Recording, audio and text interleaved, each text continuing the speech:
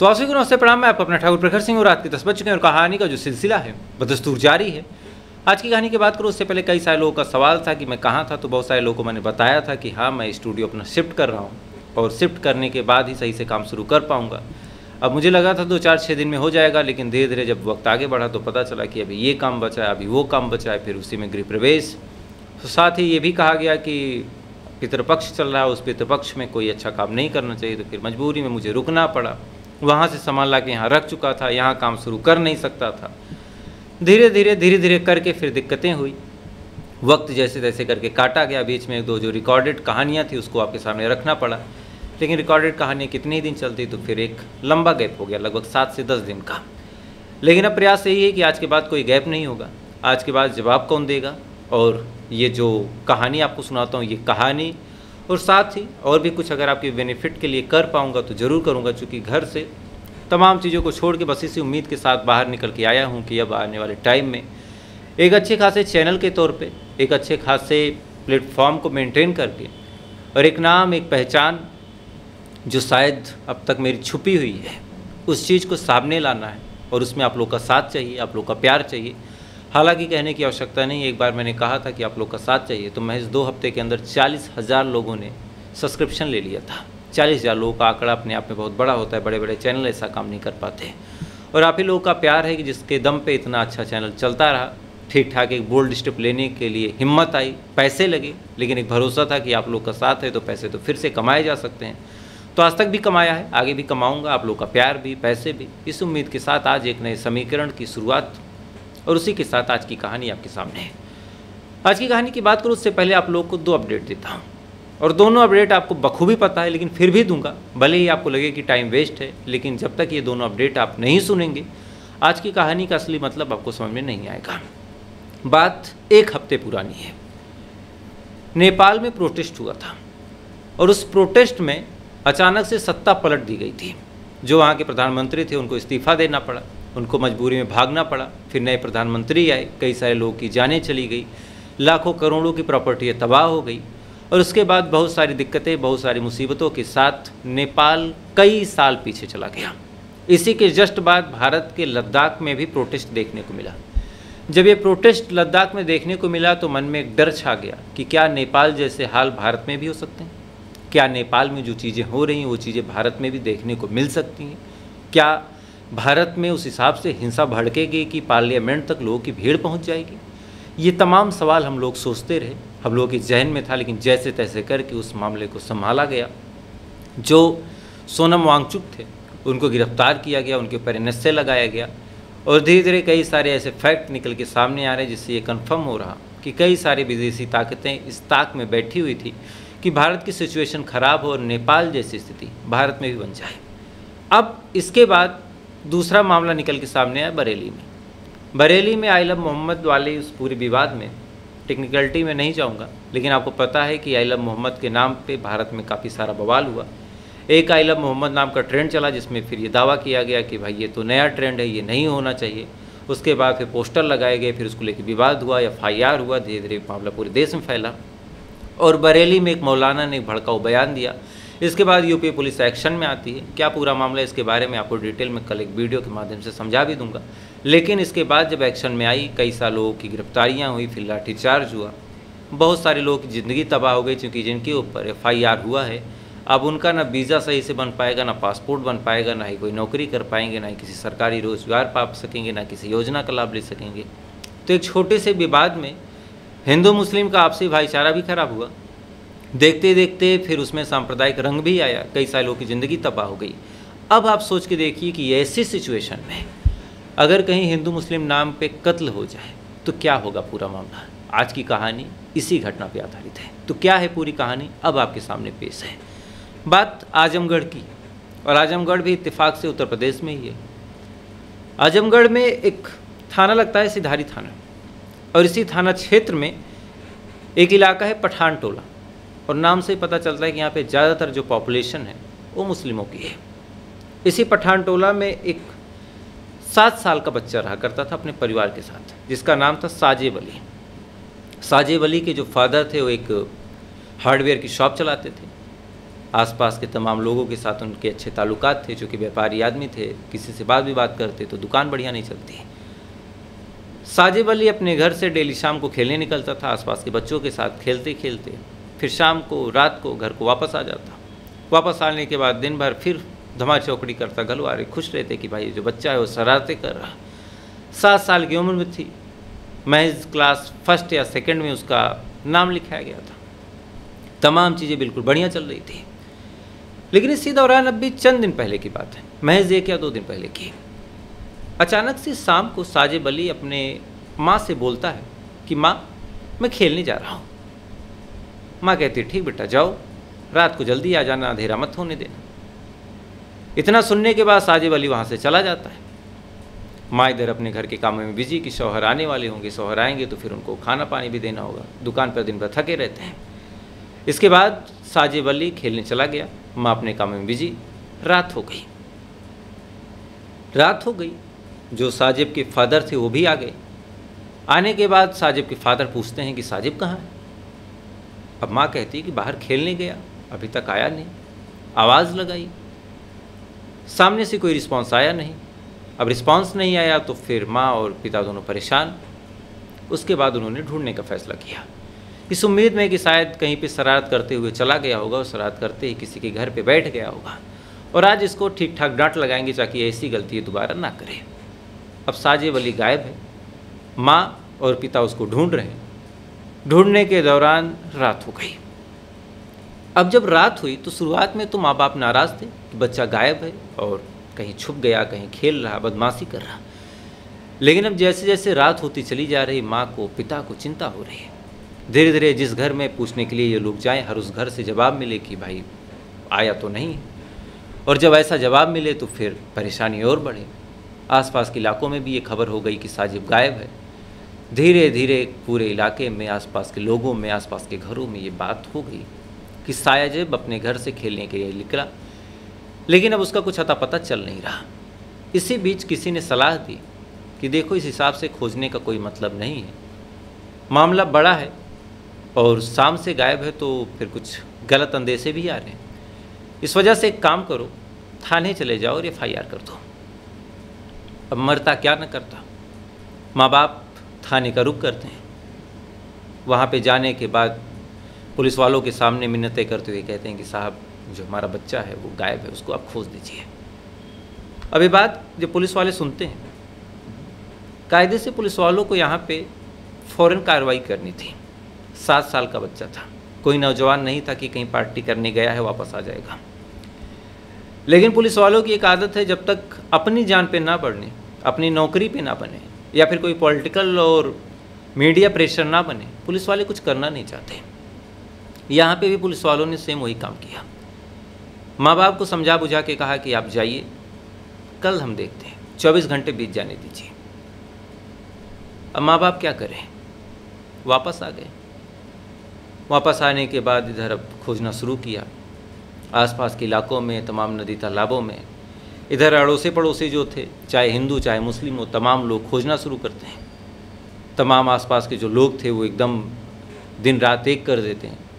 नदी नाला तालाब पोखर कुआं हर एक चीज़ जाके तलाशते हैं कि कहीं कोई हादसा ना हुआ। आसपास के तमाम बच्चों से पूछा कि बेटा उसको खेलते हुए कहीं देखा क्या। रात गुजर गई, सुबह हो गई और सुबह होने के बाद अचानक से एक आदमी की नज़र, चूँकि अब तक पूरे इलाके में खबर फैल गई थी तो तमाम लोग देखने के लिए, बात करने के लिए उस घर के सामने आ गए थे। एक आदमी की नज़र एक बोरे पे पड़ती है और ये बोरा अपने आप में बड़ा अजीब था, क्योंकि जो बोरा था एक घर के दरवाजे पे अटका हुआ था। आमतौर पे कई सारे घरों में लोहे के दरवाजे होते हैं और उन घरों के दरवाज़ों के ऊपर बाउंड्री पे खासकर स्पाइक्स लगे होते हैं, यानी कोई चढ़ के उतरने की कोशिश करे तो उतना सूटेबल ना हो। उसी स्पाइक में वो बोरा फंसा हुआ था और इसी बोरे में से एक छोटा सा हाथ बाहर निकला हुआ था। अब जैसे ही ये चीज़ वो आदमी देखता है, देखने के बाद फ़ौरन उस पिता को बताता है कि वो क्या है। जैसे ही पिता देखता है, देखने के बाद उसका तो कलेजा फट गया। भाग के तमाम लोग उस बोरे के पास जाते हैं, उस बोरे के अंदर झांकते हैं। जैसे ही अंदर झांकते हैं, अंदर जो कुछ उन्होंने देखा उसे देखने के बाद सबके पैरों तले जमीन खिसक गई, क्योंकि इस बोरे के अंदर उस 7 साल के साजिब की लाश पड़ी हुई थी, वो भी कटी हुई, सड़ी हुई, और उससे एक एक बूंद करके खून रिस रहा था, जमा हुआ खून। ये चीज़ जैसे ही माँ बाप देखते हैं उनका तो कलेजा फट जाता है। इसी बीच किसी ने पुलिस को इत्तला कर दिया, पुलिस भागी आई। आने के बाद पुलिस वालों ने अब मामले को गंभीरता से लिया। कायदे से इस मामले को पुलिस वालों को गंभीरता से शायद 12-14 घंटे पहले लेना था, लेकिन बस वही बात कि जब जान गई तो फिर जांच पड़ताल शुरू हुई। सबसे पहले वहाँ पे मामले को शांत किया गया, उसके बाद पूछताछ की गई माँ से, पिता से, आसपास के तमाम लोगों से। लेकिन अब एक गांव में इस हिसाब से एक बच्चे को मार देना, कत्ल कर देना, किसको पता होगा कि कौन किया है। पुलिस वाले पूछताछ करते रहे, आसपास के तमाम लोग जवाब देते रहे। इसी दौरान एक आदमी ने नोटिस किया कि पड़ोस में रहने वाला एक शख्स जिसका नाम शैलेंद्र निगम उर्फ मिंटू है, वो गायब है। अब ये चीज़ जब पुलिस वालों को पता चली, पुलिस वालों ने घर पे जाके देखने का फैसला किया। पता किया तो कुछ पता चला नहीं। परिवार वालों को डाउट हुआ कि कहीं शैलेंद्र उर्फ मिंटू ने तो कुछ नहीं कर दिया, लेकिन अब गांव का मामला है, ऐसे किसी पे कैसे इल्ज़ाम लगा दिया जाए। इधर पुलिस वाले जांच पड़ताल करते रहे, तफ्तीश करते रहे। तभी अचानक से एक फ़ोन आता है, और फ़ोन पहले भी एक बार आ चुका था। फ़ोन करने वाला शख्स बताता है कि मेरे पास तुम्हारे बच्चे की बॉडी पड़ी है और अभी जिंदा है तुम्हारा बच्चा, और अगर तुमको अपना बच्चा सही सलामत चाहिए तो 12 लाख रुपए का इंतजाम कर दो। अब ये फ़ोन फिरौती के लिए जब आया, पुलिस वालों को लग गया कि चलो कुछ तो मामले में इजाफा होगा। फ़ौरन उस नंबर को सर्विलांस पे लगाया गया।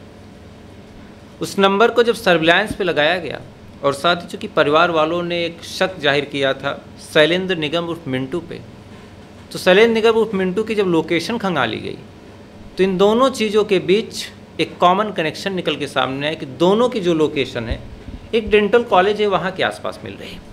इसके बाद क्या था, पुलिस की एक टीम डेंटल कॉलेज के आसपास पहुँचती है। वहाँ पे 2 लोग मिलते हैं, एक शैलेंद्र और दूसरा राजा।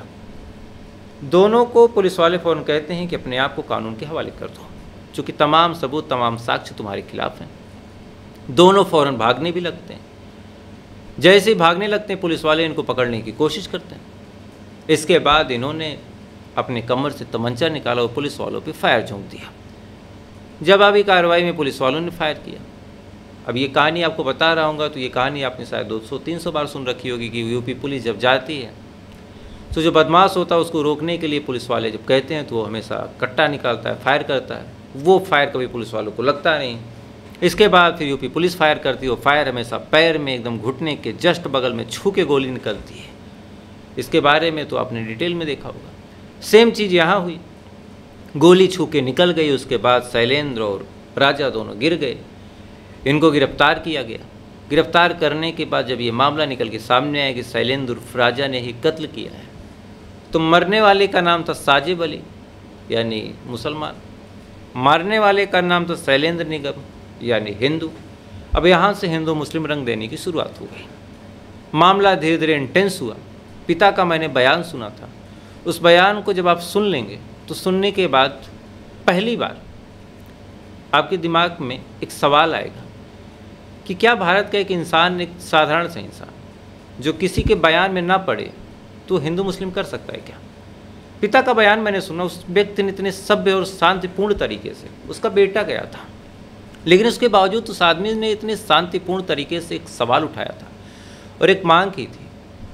और मांग बाबा से, बाबा यानी योगी आदित्यनाथ जी से। बहुत सिंपल सवाल कि बाबा, आपका कहना है कि सबका साथ सबका विकास, मेरे बच्चे की जान गई है।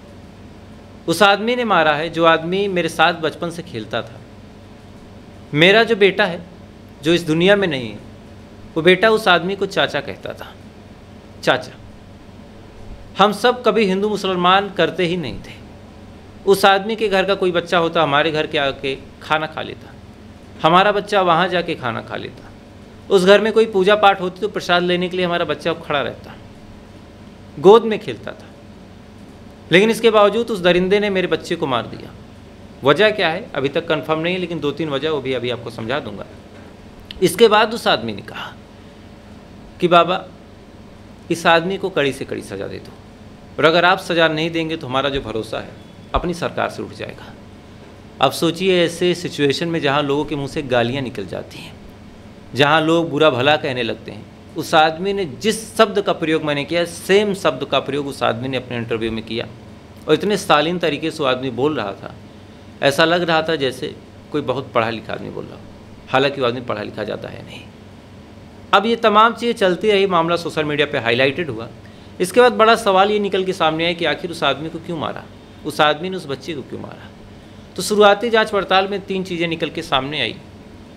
पहला कि यहाँ पे दोनों परिवार के बीच ताल्लुकात ज़्यादा सही नहीं थे, लेकिन अगर सही नहीं थे तो फिर बच्चा उस घर पे कैसे जाता था, तो ये चीज़ें तो खारिज हो गई। दूसरा जो निकल के सामने आया कि यहाँ पे उस आदमी यानी शैलेंद्र निगम का अपना हार्डवेयर का एक व्यापार था, और इधर जो साजिब के फादर हैं इनका भी अपना एक व्यापार था।